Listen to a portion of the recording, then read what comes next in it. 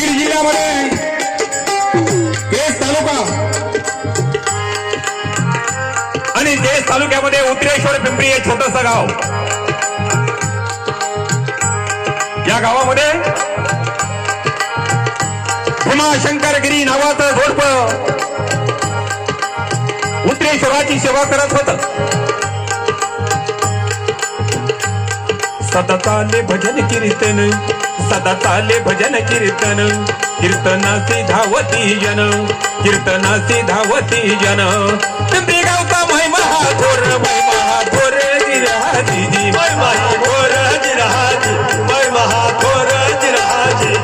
पिंपरी गावचा महिमा थोर, महिमा थोर जिजी, महिमा थोर जिराजी, महिमा थोर जिराजी. भीमाशंकर हे दादा माऊली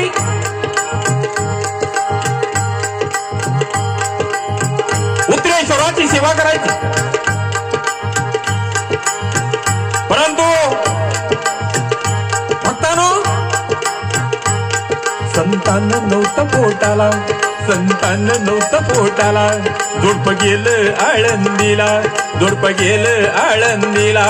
इंद्रायणी स्नान करण्याला, इंद्रायणी स्नान करण्याला. अवतार परमेश्वराला, इनविल ज्ञानेश्वराला. एक पुत्र पोटी दे मला, एक पुत्र पोटी दे मला.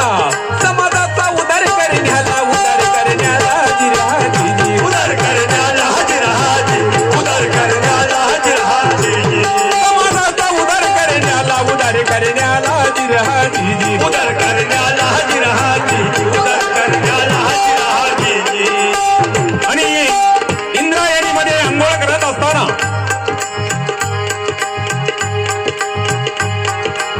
दृष्टांत झाला. माझ्या फक्त जनानो काय झाला दृष्टांत. साक्षात ज्ञानेश्वर माऊलीने आकाशवाणी केली आणि सांगितलं, तुम्ही जावा तुमच्या गावाला, तुम्ही जावा तुमच्या गावाला. पुत्र लाभ होईल तुम्हाला, पुत्र लाभ होईल तुम्हाला. योगी येईन तुमच्या पोटाला, योगी येईन तुमच्या पोटाला. समाजाचा उद्धार करण्याला, समाजाचा उद्धार करण्याला. भगवताची पताका फडकवाया जिराजी, येईन फडकवाया जिराजी, येईन फडकवाया जिराजी.